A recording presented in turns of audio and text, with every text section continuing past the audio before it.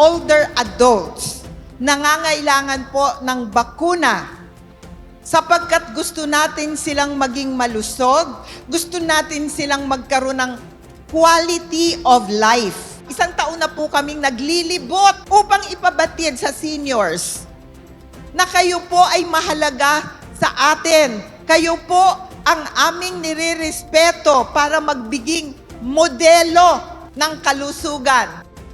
Napakalaking tulong po ng partnership natin, ma'am, kasi sobrang dami po naming senior citizen dito sa siyudad ng San Fernando. So, ang intention po natin dito sa categorization, unahin yung mas higit na nangangailangan.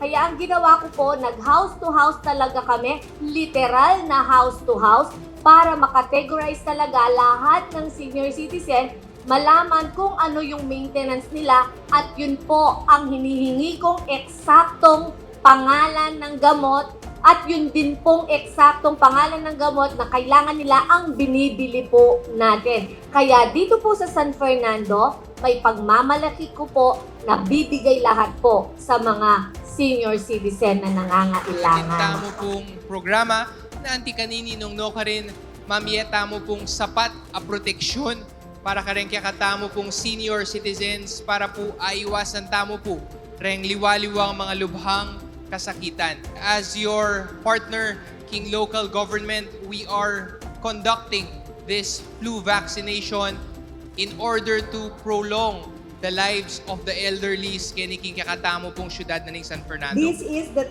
proper timing na may katuwang ho tayong NGOs, lalong-lalo na po dito sa syudad ng San Fernando, which health is our top priority.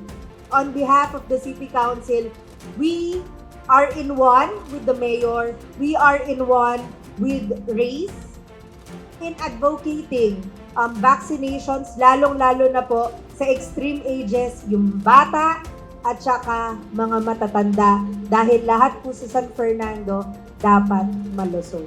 Dito po sa Siyudad San Fernando, gusto ko pong ipagmalaki rin yung holistic approach natin sa pagbibigay serbisyo, especially po sa ating mga senior citizen na nakikita natin na meron silang comorbidities na sinasabi. Lahat po ng mga programang ito, like yung ating pagbabakuna, is available po sa ating mga health center.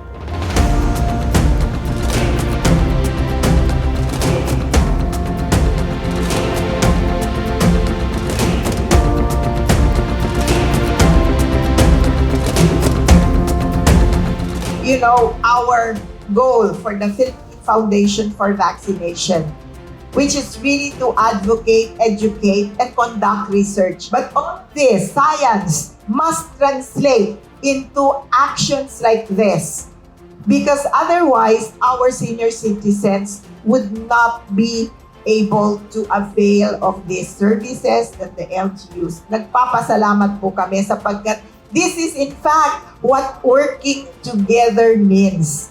Hindi lang po sila ang protektado individually. They are also preventing transmission of the disease to their other family members, to their other loved ones. Sino po ba nakatarget natin dito sa ating flu vaccination? Of course, number one priority natin, mga senior citizen. Kasunod po nito, yung tinatawag nating mga with comorbidities. Priority rin po natin ang pregnant women. And of course, yung ating mga health workers na exposed po sa diseases, kailangan din po natin silang mabakunahan, and other frontline workers. At mula po sa Department of Health to ensure that they will have access to health services, promoting bawat buhay mahalaga para sa healthy Pilipinas. Pinangangalagaan po natin ang ating senior citizen. Ang DILG po ay ang pinaka-programa po namin dito is bantayan. Actually, tinitignan namin ang compliance po ng mga local government units po sa pagpapatupad po ng mga batas at layunin ng national government po na para po yung mga programa natin sa mga senior citizens.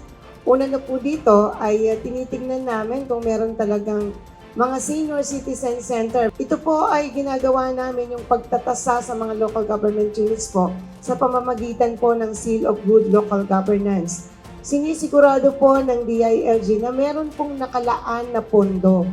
At itong nakalaan na pondo po ito ay talagang nagamit at nailaan sa ating mga senior citizen.